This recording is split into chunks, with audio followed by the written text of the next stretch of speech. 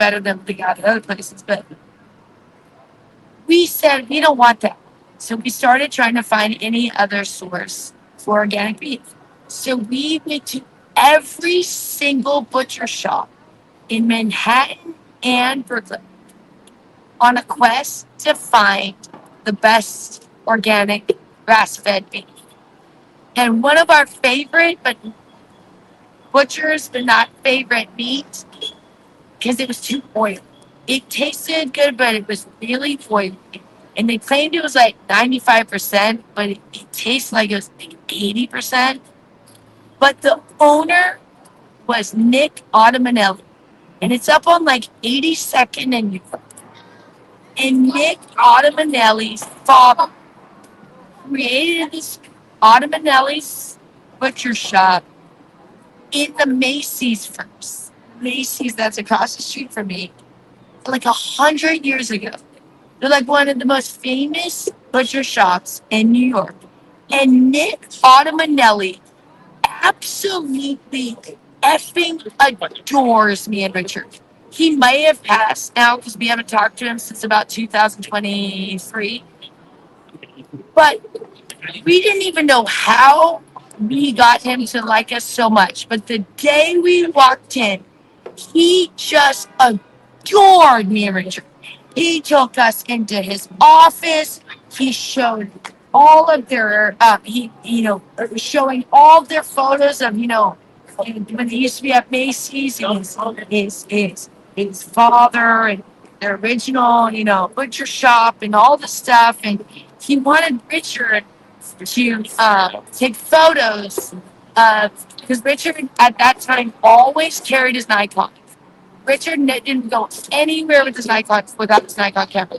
I mean, he carried that everywhere with his shoulder bag, with all of his lenses, and we carried tripods. We didn't go anywhere. When we left the house, we put on the tripod, the shoulder bag with the lenses, and the Nikon.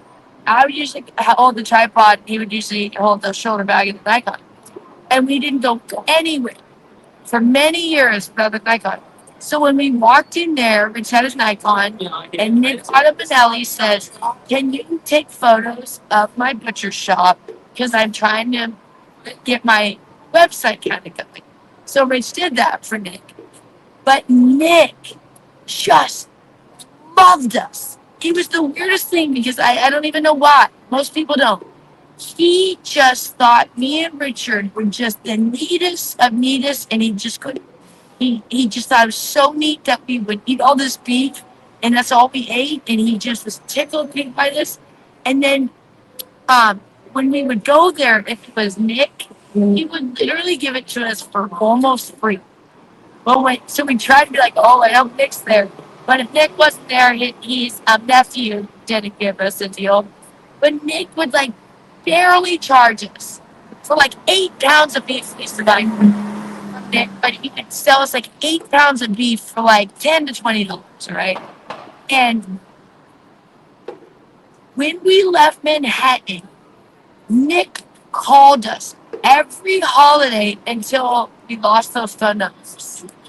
He would call me, and he would call me every time they had a sale on beef, and he would say, "Joy, I'm having a sale on the beef." And I said, "Nick, remember you moved back to Vegas?" And he goes, "Oh yeah, I forgot. Well, you come back." And then he would call me on Christmas, and he would wish us Merry Christmas. And I mean, this guy is like a very well-known man in New York. If like, for the people that, the students that know. And I mean, his dad was in the original RHBC and Company building that's right here. This this is the original Macy's. This is the first Macy's.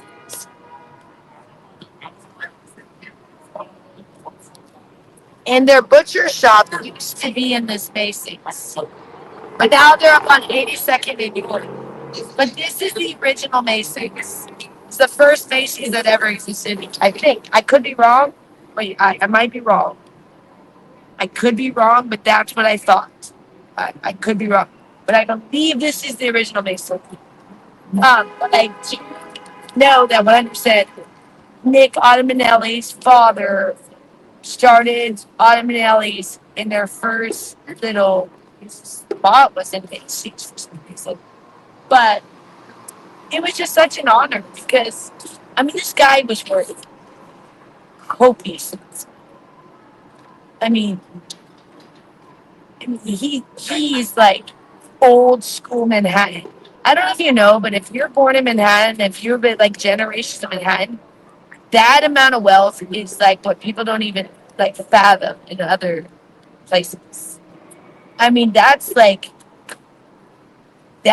wealth for like you don't even. It's hard to describe. Like I remember Nick telling me, "Oh, I leave all the finances to the wife.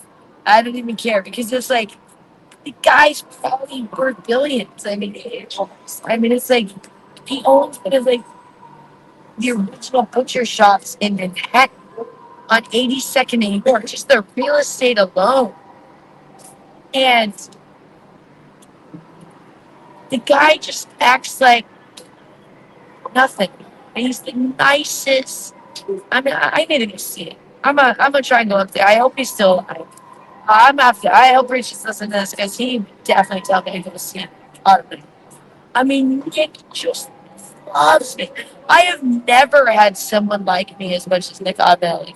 And he did from the second we walked in the store. I don't even know what he saw in me and Rich, but we felt so honored because he, even his son, it was a nephew. His nephew would almost get mad because he was like, I don't know, like he was only doing these things for us of like to like giving away the beef. So I remember like I wasn't there the next weekend. I'm gonna charge you guys kind of thing. But when Nick was there, it was like, oh, it's on me, it's on me. Oh, he literally like he would, he wouldn't tell you. You would think it was going to be like $90, and then he.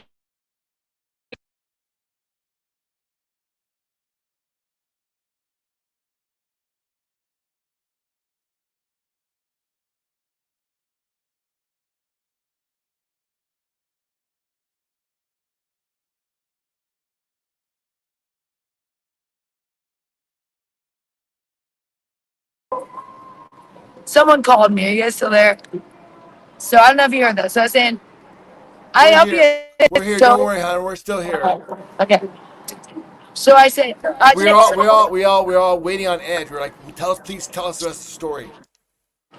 remember, we never knew what Nick was going to charge us. We'd always be like, that's awesome. Like, sometimes it'd be like, but Rich, I should totally go see Nick if I get a chance. I hope he's You still should go alive. say Nick. Would you see Nick for me, please? Tell Nick I hello. will. He's I'm still going to try alive, man. tomorrow, honestly. I That hope was he's like that still was like that alive. was like a half decade Might ago. not be. I mean, he was old. Yeah, Oh, he was. he was old. And we met him in 2022, and he was old. I mean, I don't know his age, but older than Gloria. I mean, he was old. So but he was fit and healthy. I hope he's still alive because I would love to see him talk about it. I mean, me and Rich have never been accepted to the level of Nick Autumnelli. I mean, we almost didn't even understand it because I'm saying even his nephew was like, why does he like these two weirdos so much? Because everyone else thought we were weird. Because no one had ever seen anyone buy the level of beef we bought. And we'd come day in and day out, and they'd be like, 8 pounds again? Or 6 pounds again? And they just, like, day in and day out, yep. And they were like, is feeding an army? And we're like, no, this is all we eat. They were like, what? Like, remember that, Rich? But we went to every butcher, and every butcher was the same response. We went to this great one in Brooklyn. I forget the name. It starts with a P. Forget the name. Great, great beef. That was one of my favorites. I actually liked it better than Nick's meat, even though I love Nick. Nick's meat tasted phenomenal, but it was really greasy. Uh, whereas this other one in Brooklyn was much leaner. Oh gosh, it was oh just so good. Every time they would look at me like I was a wacko when I would order it. They're like, weren't you just here yesterday for 6 pounds? I was like, yep. They're like, you eat 6 pounds of beef a day? I go, yeah, me and my husband. And I mean, we would clear out their beef because they didn't expect anyone to ever buy that much. They would only have out like 10 pounds and we'd buy like all of it. And they'd be like, you should sell our beef for the day.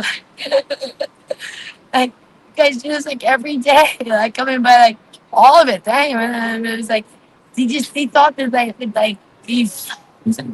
But, but anyways, I have to go see it. I'm so happy I thought about it. I hope so. I think that it's definitely named Frank. So I can ask Frank if Nick's not there. And I hope he doesn't tell me in the past. I would just break my heart. Um, Frank is his nephew, and Frank always charged his full price. He's a sweet guy too, but he never gave us a discount, so good. Does Nick work? But Nick just, I've never had anyone ever in the 13 years we've been together been so accepting of me. And it's like, he just thought, I mean, he just was like, asked us so many questions about this beef thing. He just couldn't get over the fact, because he owns a butcher shop, and he just got ticked by the fact that we only ate beef. He just found that the most fascinating thing he'd ever heard in his whole life. Because they sold other things there too. Like it's very Italian. They actually had phenomenal looking things at the beginning of the age. So they sold stuff that was prepared that was very Italianish. And he always tried to offer us. He even gave us free pasta sauce. It's called like Autumnelli's pasta sauce, and we took it, but we never ate it because it didn't. But he gave us the free sauce and stuff because they did feel like it. But he just was like, "We only eat beef, only beef." Like we are butcher, that should be good, right? But only beef. Like it just seems like unfathomable. It's just funny. But anyways, I'm gonna go see him. I really hope he's alive. So I will be really sad. Like he was like almost like a grandpa to me because he was a lot like my grandpa. My grandpa is from Long Island in New York, and clearly Nick, if he's not born in New York, he's been here so long. He's like such a New Yorker. So the vibe is so much what I experienced as a child with grandpa, and he's grandpa's age. My grandpa's dead, and he's such a grandpa to be such a sweetheart. Such a sweetie. I mean, he's just the funniest guy. I mean, he's old. He's old. It's like, I mean, I can't guess his age, but it's old. Like, anywhere from like 85 to 95. I mean, he's, and he probably will live to 197, one of those kind of guys, but he is in no way young, and so it's just knowledge of everything because he's lived just, through so many generations of things. And like the photos were like black and white of when the store originally opened. I mean, it's old. It's 100 years old. I mean, old. Now it's over 100 years old. This was, I don't even know at what point it became 100 years old. It's like over 100 years old now. Because he's, like I said, probably 95, and it was his father's business. So it's been around a long time. But yeah, now I'm so excited. I'm like, I actually just perked my spirits up to go see. I really hope he's alive. I'll be really sad if he's alive. And if he's alive, I'm gonna FaceTime Rich, and I'm gonna make Rich talk to him because Nick would just get such a kick out of that. You know that, Rich. Nick would just be tickled pink by that. So you guys had a Rich too. Oh, he just loved us. Loved us, and we don't get that much. We're not loved by many. That's few and far between. You don't see that very often. So when we have that experience, we appreciate it. And it's weird to me because, I mean, there's people way more successful, people way more talented, better photographers. I mean, the guy has money to hire the best photographers. He just wanted Rich to do it, not because it was to save money and any level. But he just wanted Rich because he saw that Rich had an eye for art. Cause I think that's how it started. Rich was taking photos too, and he said, I need help on my website. I'm talking about websites, I'm trying to get online. Do you mind taking some photos and sending them to me so I can post them on the website? Rich said, absolutely. I'm an expert in that. And he just couldn't get over how wonderful that was. He just got tickled pink by the fact that Rich took all these photos of his wonderful store. Like he just loved Richard.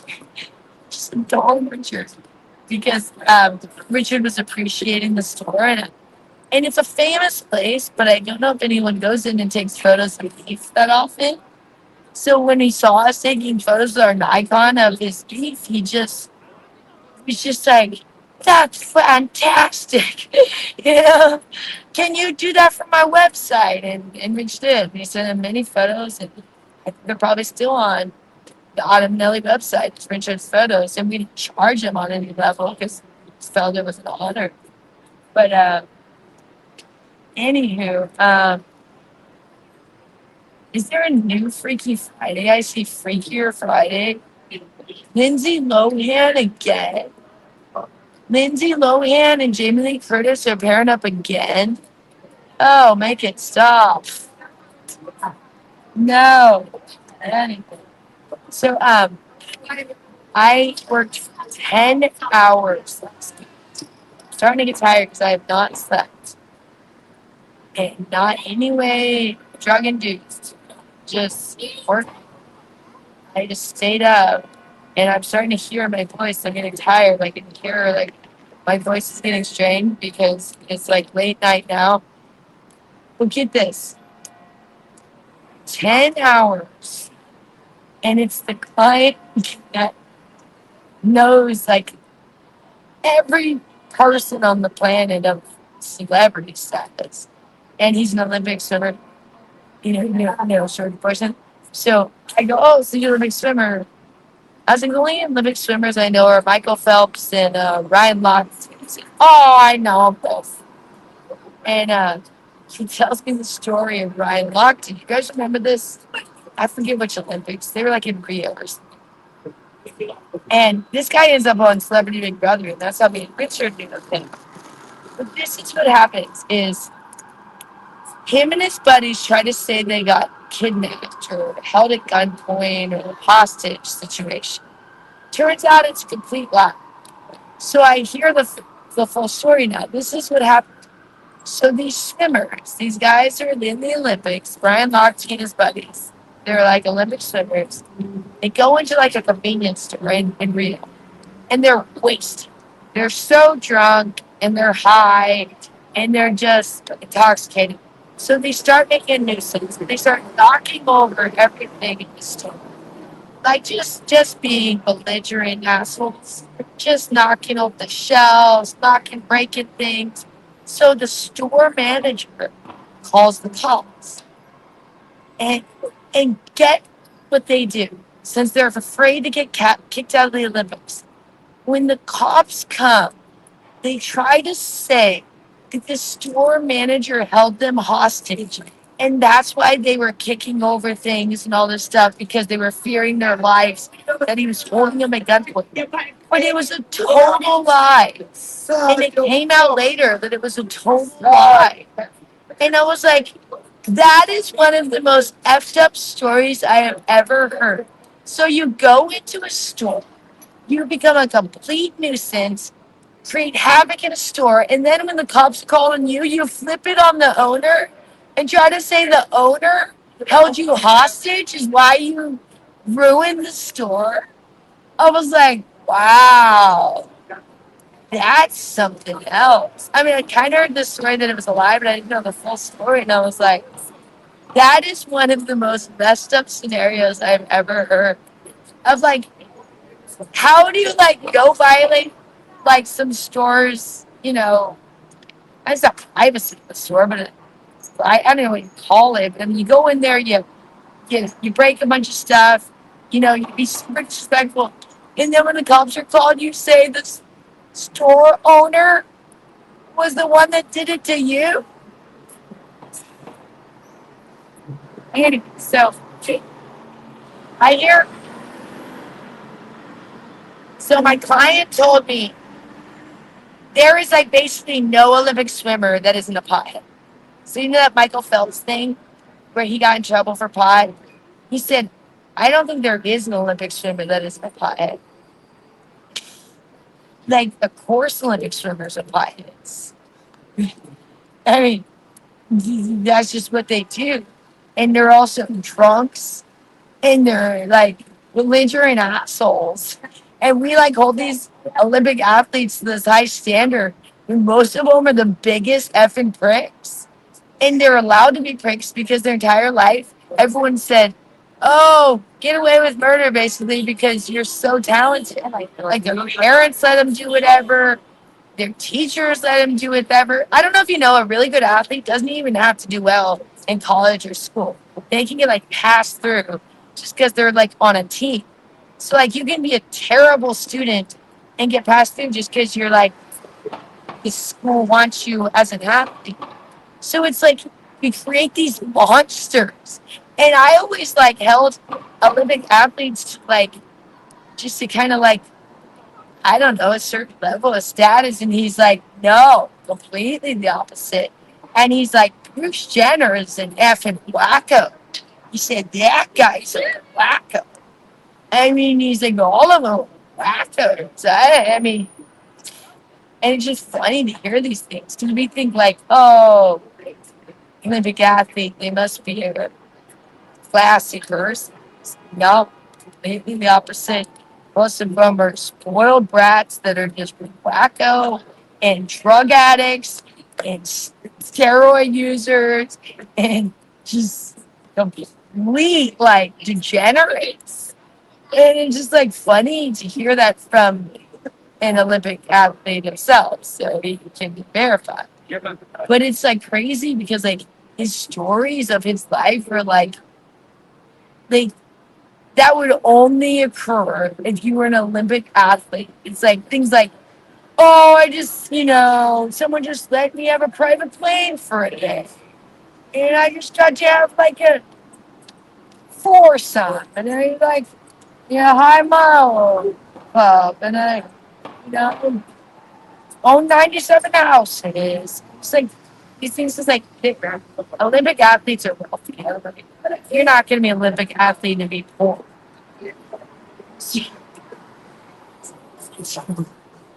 But it's just funny because it is funny how we think celebs or we think athletes or we think these people are good people, but some of the worst like domestic violence things are from like professional athletes and stuff.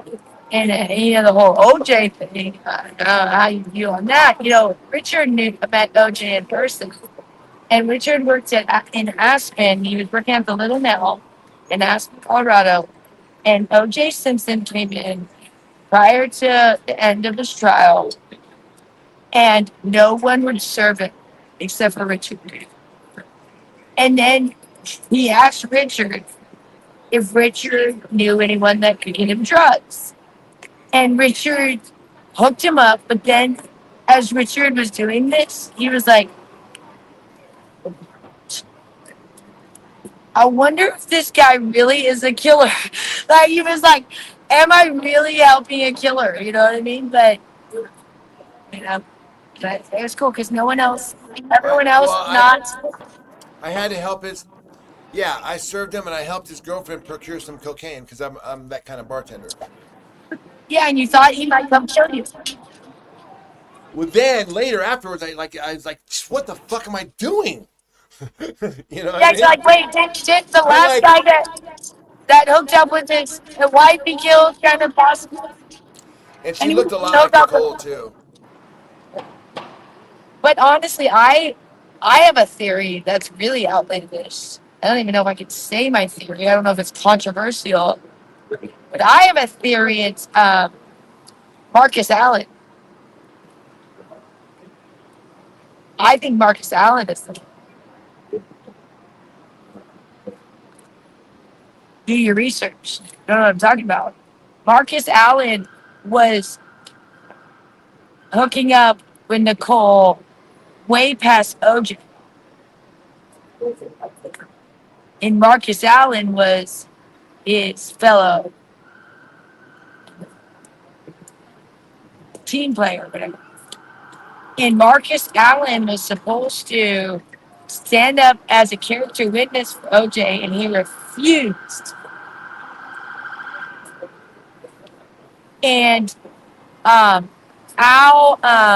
Davis sat Marcus Allen due to what he did to OJ. He wouldn't play Marcus Allen because Marcus Allen wouldn't be a character witness in OJ's defense.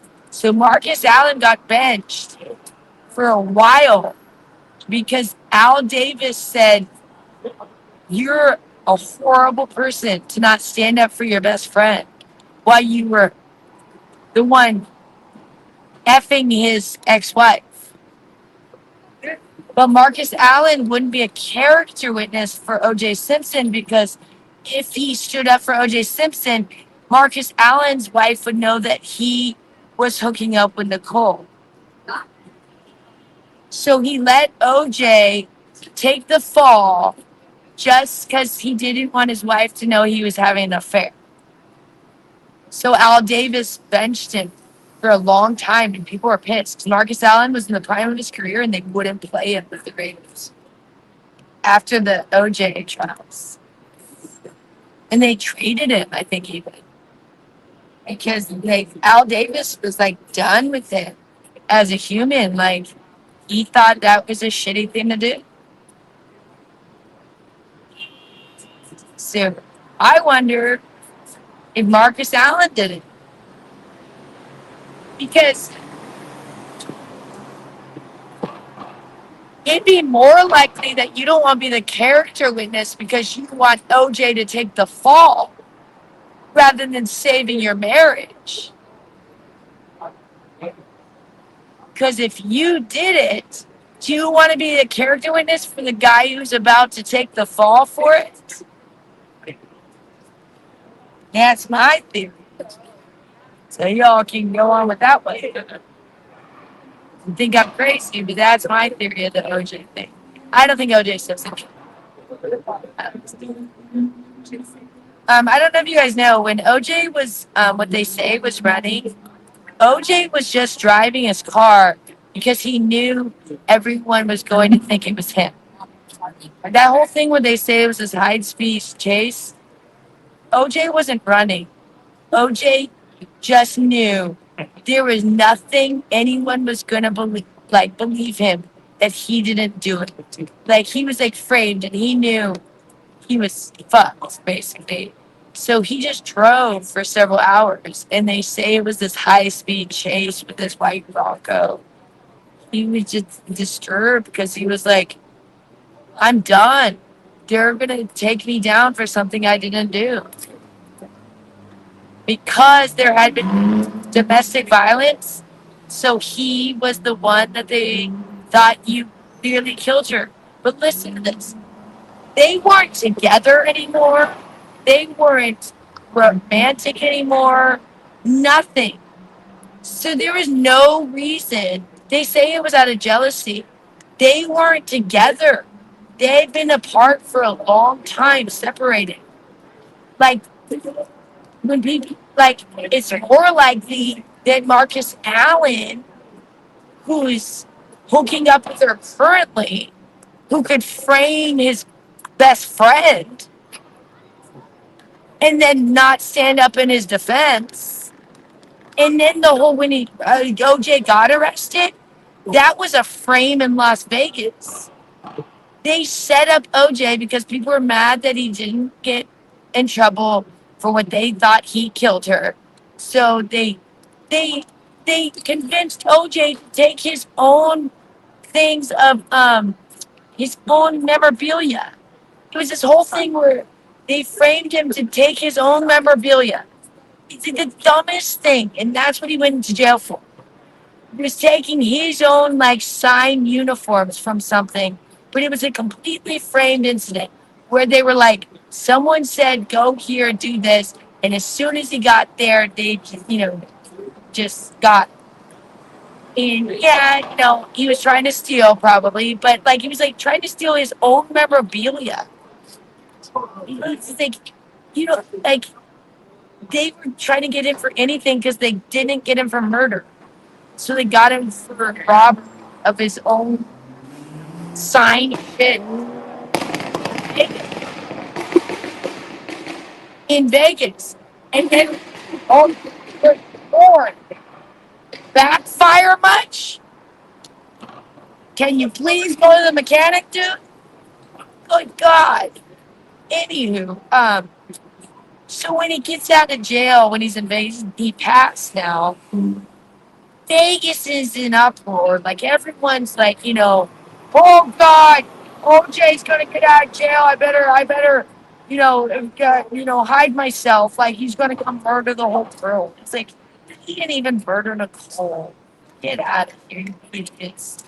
And he got tagged for taking his own memorabilia with the trunk or something. Dumb stuff. The guy's not a bad guy. Rich met him in person. He's not. I mean, if you ever watched his lives, he used to do Twitter lives. He's like the sweetest man. I mean, just a very nice man. And you say, oh, he assaulted um, domestic violence. I don't know if you understand what steroids do to people. They take away your ability to have a from 0 to 50 kind of thing. You get angry and you can't stop it. So when he was currently on steroids and him and Nicole are doing drugs out their mind, yeah, domestic violence can occur. That doesn't mean OJ's a bad person. It was just a bad time in his life. So they tried to say, since the domestic violence, mean he murdered her. If he wanted to murder her, he would have murdered her while she was still his wife and together with him. Or during the domestic violence days. None of it makes sense. The whole thing. But people think because if there's domestic violence, that means someone could kill someone. You don't understand domestic violence if you think. Domestic violence is wasted people hitting each other. And usually it's both the man and the woman. The woman's hitting the man and the man's hitting the woman. The only one that ever gets in trouble is the man. But it usually is fully like mutual. You're wasted, you're just, wailing on each other. And then the girl goes and calls the cops on the dude because if any girl says a guy hit her, he's gone. Even if the woman is bigger, even if the woman's stronger, I knew a woman that was much larger than her husband. I mean, this one I grew up, she was my mom's hairstylist. She was at church, of course. Her hairstylist and her charge like $5. Going on nice stuff. And she do it at her house, in her kitchen sink, and wash her hair and cut and style. Anyways, $5-10 charge. Anywho, big woman. Her husband, very small, shorter, smaller in stature. She used to wail on this guy, beat the shit out of him, and then call the cops on him. And they used to arrest him every time. Because no one will believe that the woman is the assassin. I know that. And she would do it time and time again. And he would go to jail, and she would just sit there, and we knew it. We were like, because we saw her do it too. And he was the most passive man. He would just take it. And it was like, it's an insane thing that we have. And I'm not saying that a man should ever hit a woman. But this thing of like, that there's no ever like, what's going on here? Did the woman first like kick the guy in the balls and kick him in the head? And I'm telling you, there are women that do things like that. Like completely assault a man And then he lifts the tiniest finger in defense, and and it occurs. And it's less common probably than men abusing women, but it occurs. And we as a society say, oh no, always gonna arrest the man, always gonna be domestic violence, it's the man's fault. And it's not always the case. I mean, so Well, it's very, very, very touchy subject. It's very, very touchy subject, my friend. yeah, OJ is not liked by many women. no, because of the domestic violence. Like, just on steroids. And I Yeah. guarantee you, there's more to the story. Who knows what hurt? I mean, Hey, it looks like a really nice night there. The wind's blowing in your hair there. It's kind of warm out. and I'm gonna Is be off that accurate? tired and hungry. It's very nice. I'm tired and hungry because I haven't slept since sometime yesterday morning, I guess. Because I worked for 10 hours last night, which is a lot of hours for this job. Usually it's 1 or 2. Yeah. 10 is actually probably the longest I've ever done. I think prior to this, it was only 8. Yeah. And it was a long 10 hours. Mm. Fun at times, we went to dinner part of the time. But my client actually got sick at dinner, so dinner didn't last that long. Because he has cancer, and so he doesn't feel well. Yeah. He's dying. It's sad. He doesn't have very long to live. He's not Yeah. old. He's already been given, like X amount of time expected. And he's just getting sicker and sicker. And it's just sad, but the reason why I did the 10 hours is because he's dying. And normally I'd like hell's to the no, but it's like, You've got a heart of gold, Joy. You've got a heart of gold. and I said no the day before. So You I know what just song? You know what song you want to sing right now? her with a heart of gold. She's That's just not the song. No, that's not the words. You're making the that is wrong my words. word. She's just a hooker with a heart of gold. Rich said that's not the words. I Those don't aren't the agree. words. No, that's the words. She's just a hooker with a heart of gold. What are the words? What are the words? It's a Neil Young song. What are the words? I don't know. See the chat know? Chat know the song? A hooker with a that's what it is to me. I thought it was. I thought, oh, that's my song. Rich said, that's not what it says, Joy. Oh, so it's not my song? I said, no, it doesn't say that. I said, oh, really? I'm really holding on to the lyrics for a really long time. I'm So really embracing them as so my own. that must be weird talking to someone who's like, man, I got like 2 years left to live. It's weird. And maybe less. I mean, that's just a weird mindset. It's a weird mindset to have. I know, and like every day they get more pain and more misery. I mean, do you really even want to pay your credit card bills? Would be the question. I mean, like, what's the point? When he keeps promising me that in a year or two he's going to give me just copious amounts of money, but I'm just like, Well, yeah. if you're going to be alive. And I don't see that happening. But he's like, I'm down and out now.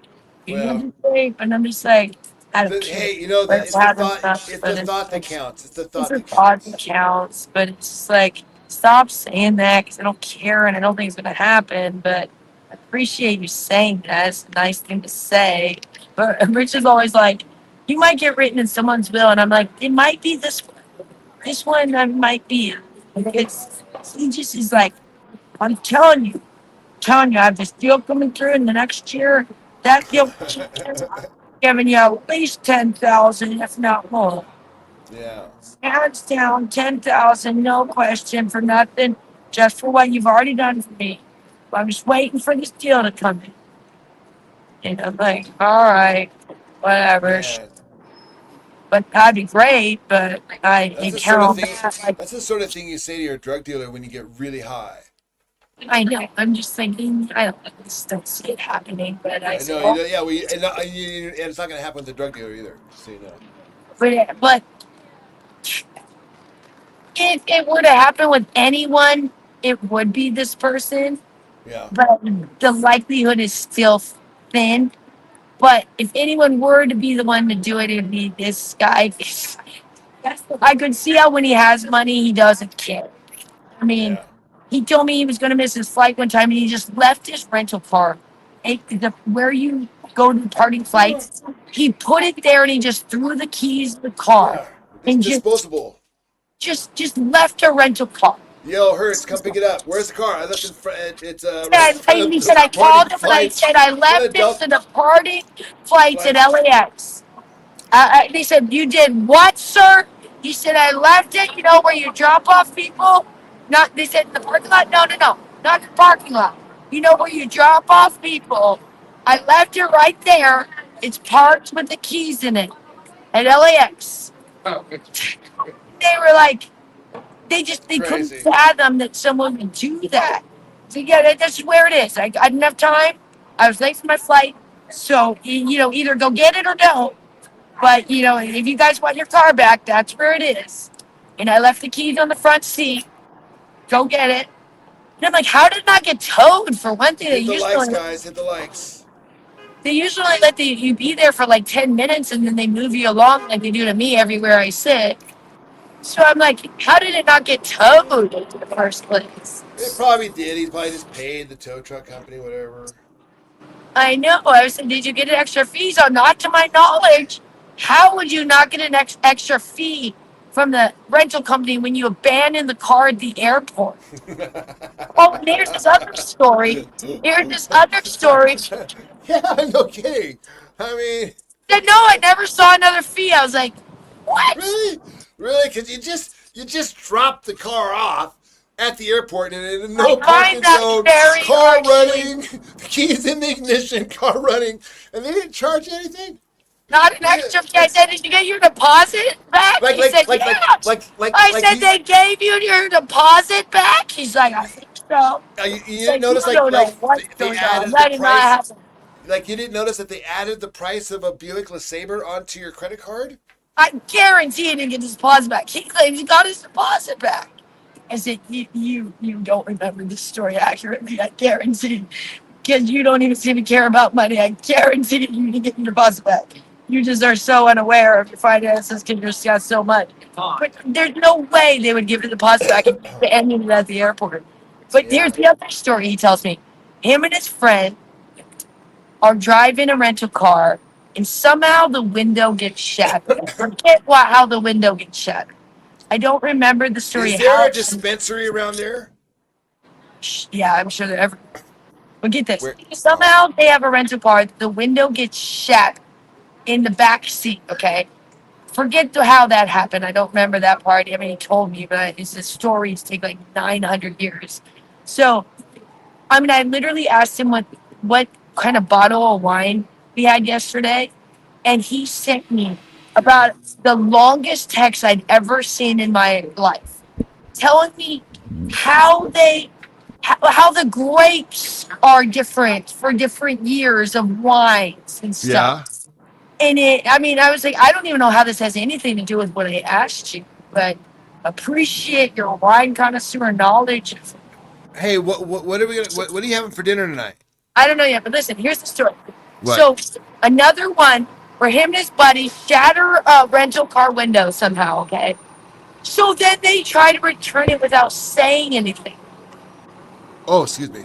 They don't even clean it. There's just glass all in the car. Say They what? park it next to a wall. You know how you like park it in those at in the casinos where the parking garages you park the Hertz things. And they go in and the lady says, is there anything that I should know about the car? And they say, oh no, it's great. And she go, well, I need to go. Oh no need. No need to go. It's we're returning it just the same we got it. And she, well, we have to go do an inspection. Oh no need for you to do that. It's just great. So she goes, well, we have to. She walks out there and she goes, Were you really thinking we wouldn't notice that you shattered a window and didn't even clean up the glass all over the car? That's crazy.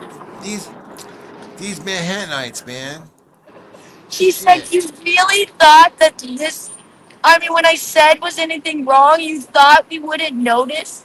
I mean, at least try to attempt to clean up the glass. It was Hide it or shards of something, glass yeah. over the entire car and a shattered window, and they parked it by a wall and thought they could just return it that way and no one would notice.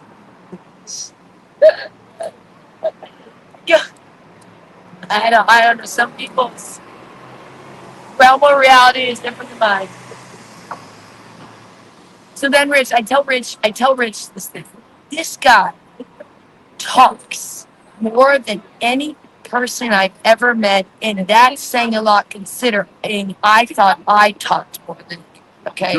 Joy was telling me this guy would talk and talk and talk, and when you So would talk, I know, let me tell that part. And this is my favorite part of the story. So the guy talks about I mean, it takes him about 9 hours to tell a story that would take someone else 3 minutes, okay? I mean, he tells you every fine tuned detail, and half of them I go, I don't even think this is true, but whatever, okay.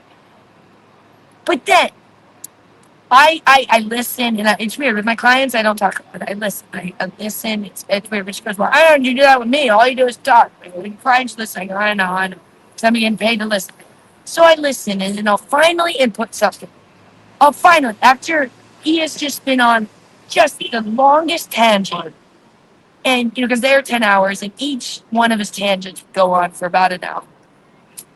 And at the end of it, I would input something, whatever it would be, and he'd go, "Hear what you're saying, but 100% disagree," and then go on to whatever next topic he had. Like everything I said, he said that to me. And I would be like, okay, I hear what you're saying, but 100% disagree.